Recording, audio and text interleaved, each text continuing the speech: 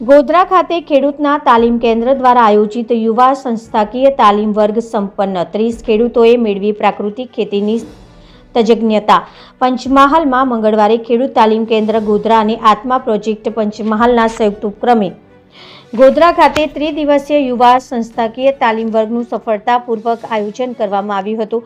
તાલીમના ત્રીજા અને અંતિમ દિવસે ગોધરા તાલુકાના પસંદ કરેલ 30 જેટલા ઉત્સાહી યુવા ખેડૂત ભાઈઓએ પ્રાકૃતિક ખેતી અને આધુનિક કૃષિ પદ્ધતિઓનું સઘન માર્ગદર્શન મેળવ્યું હતું।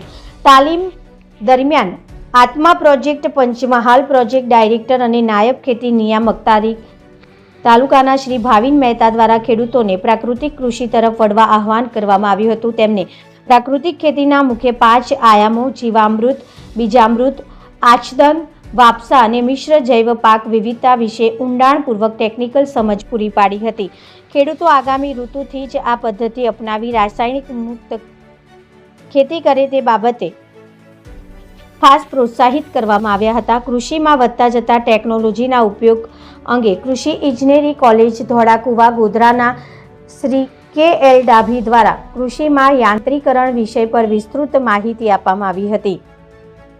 આ ઉપરાંત નિવૃત્ત વૈજ્ઞાનિક શ્રી કનુભાઈ પટેલ દ્વારા મકાઈના પાકમાં પ્રાકૃતિક ખેતી પદ્ધતિ અપનાવીને ઉત્પાદન કેવી રીતે વધારી શકાય તેની ચાવી રૂપ સમજ આપવામાં આવી હતી। આ સમગ્ર તાલીમ વર્ગનું સુચારુ સંચાલન આત્મા પ્રોજેક્ટના incharge block technology manager Shrimati કલાવતીબેન બારિયા દ્વારા કરવામાં આવ્યું હતું।